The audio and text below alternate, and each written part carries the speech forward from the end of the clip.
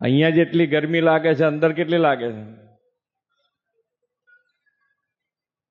આ સાઈડના પડદા હટાવીએ તો થોડીક ઠંડક થાય એવું છે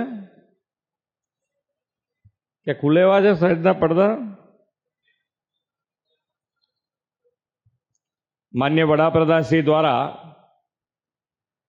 સમગ્ર દેશમાં વિડીયો કોન્ફરન્સ દ્વારા નવા 103 અમૃત રેલવે સ્ટેશનના લોકાર્પણ પ્રસંગે આજે લીંબડી ખાતે આપણી સૌની સાથે મંચ ઉપર ઉપસ્થિત નાયબ મુખ્ય દંડક શ્રી અને અમારા સાથી ધારાસભ્ય શ્રી જગદીશભાઈ મકવાણા, સાંસદ શ્રી ચંદુભાઈ સિહોરા, પૂર્વ મંત્રી અને મારા સાથી ધારાસભ્ય શ્રી કિરીટસિંહ રાણા, ધારાસભ્ય શ્રી પી.કે. પરમાર, ધારાસભ્ય શ્રી પ્રકાશભાઈ વરમોરા, જિલ્લા ભાજપ પ્રમુખ Shri Hitendrasinh Chauhan, divisional railway manager Shri Ravishkumar, સુરેન્દ્રનગરના કલેક્ટર શ્રી રાજેન્દ્રભાઈ પટેલ,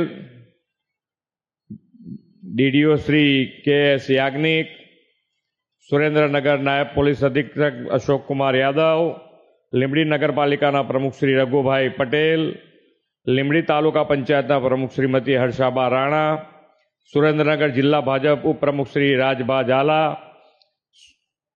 ઉપપ્રમુખ શ્રી રાજેશભાઈ ચાવડા, સુરસાગર ડેરીના ચેરમેન શ્રી નરેશભાઈ મારુ, પૂર્વ ચેરમેન શ્રી શંકરભાઈ દલવાડી, પૂર્વ ચેરમેન શ્રી બાબાભાઈ ભરવાડ, આમંત્રિત સર્વ મહાનુભાવો, પ્રેસ મીડિયાના મિત્રો, સૌને મારા નમસ્કાર.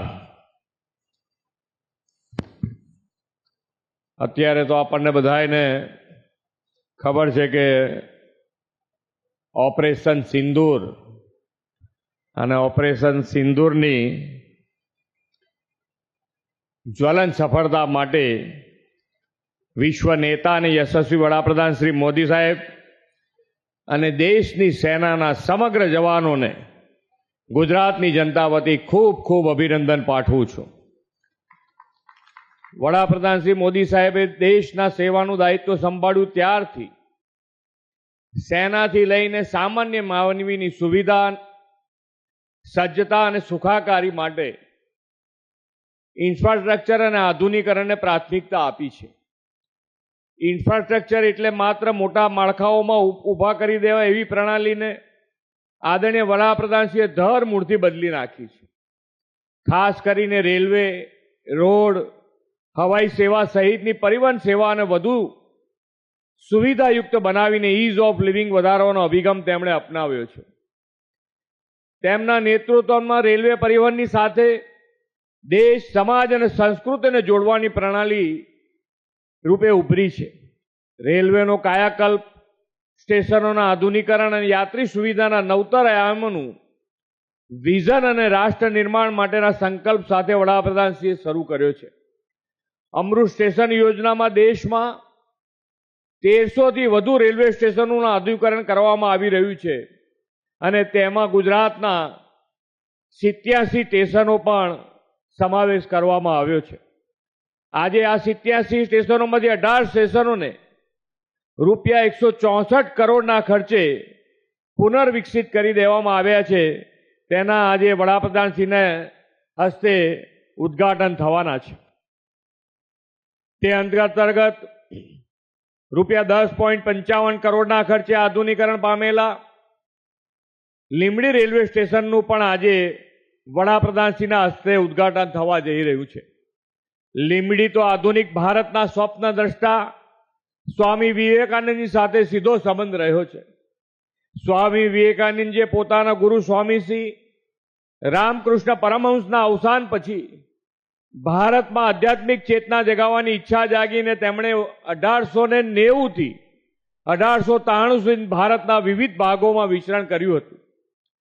1893માં શિકાગો ધર્મ પરિષદમાં જતા પહેલા તેમના વિચરણમાં સ્વામીજી પશ્ચિમ ભારતના આ લીંબડીના રાજમહેલમાં થોડા દિવસ માટે રોકાયા હતા. આવી આધ્યાત્મિક વિરાસત ધરાવતા લીંબડી રેલવે સ્ટેશનનો કાયાકલ્પ એ વડાપ્રધાનશ્રીના વિરાસત બી વિકાસ બીના સૂત્રને ચરિતાર્થ કરે છે. આજે દેશમાં યાત્રિકોની સુવિધાને ધ્યાનમાં રાખીને એસ્કેલેટર, સારા વેઇટિંગ રૂમ, વાઈફાઈની સુવિધાવાળા સ્વચ્છ અને આધુનિક રેલવે સ્ટેશનોના નિર્માણ થઈ રહ્યા છે. જો લોકોની સારી સેવા કરવાની અને વિકાસની રાજનીતિની ઈચ્છા શક્તિ હોય તો સુશાસન દ્વારા રેલવે સેવાઓમાં કેવા ક્રાંતિકારી પરિવર્તન લાવી શકાય તે વડાપ્રધાનશ્રીએ દેશ અને દુનિયાને બતાવ્યું છે. આદરણીય શ્રી નરેન્દ્રભાઈના નેતૃત્વ અને માર્ગદર્શનમાં ગુજરાતને પાછલા 2.5 દાયકાથી મળી રહ્યું છે અને જેનું ખાતમુહૂર્ત તેમણે કર્યું તેનું લોકાર્પણ પણ તેમણે જ કર્યું એવો વડાપ્રધાનશ્રીનો ટ્રેક રેકોર્ડ રહ્યો છે. નવીનીકરણ થયેલા 18 રેલવે સ્ટેશનોની ભેટ ગુજરાતને આપવા બદલ હું આપ સૌ વતી વડાપ્રધાન શ્રી નરેન્દ્રભાઈ અને રેલવે મંત્રાલય અને રેલવે મંત્રીશ્રીનો પણ ખૂબ ખૂબ આભાર માનું છું. વડાપ્રધાન શ્રી નરેન્દ્રભાઈ મોદીના નેતૃત્વમાં ગુજરાતમાં રેલવેનો વ્યાપ ખૂબ વધ્યો છે. 2009 થી 2014 સુધીમાં રેલવે બજેટમાં ગુજરાતને ફક્ત 589 કરોડ રૂપિયા મળતા હતા. આજે 2025-26માં 17,155 કરોડ રૂપિયા આપણને એટલે કે 29 ગણો વધારો થયો છે. વડાપ્રધાનશ્રીના દિશા દર્શનમાં પાછલા 10 વર્ષમાં ગુજરાતમાં રેલવેનું ઇલેક્ટ્રિફાઈડ પણ 100% થવા જઈ રહ્યું છે. 2014 પછી ગુજરાતમાં 2739 કિલોમીટરના નવા ટ્રેકનું નિર્માણ થયું છે અને રાજ્યમાં રેલવેના 42 જેટલા પ્રોજેક્ટ અત્યારે હાલ પ્રગતિ હેઠળ પણ છે. વડાપ્રધાન શ્રી નરેન્દ્રભાઈના વિઝનથી વંદે ભારત ટ્રેનનું નેટવર્ક દેશભરમાં ઊભું થયું છે અને ગુજરાતને 4 વંદે ભારત ટ્રેન આજે મળી છે.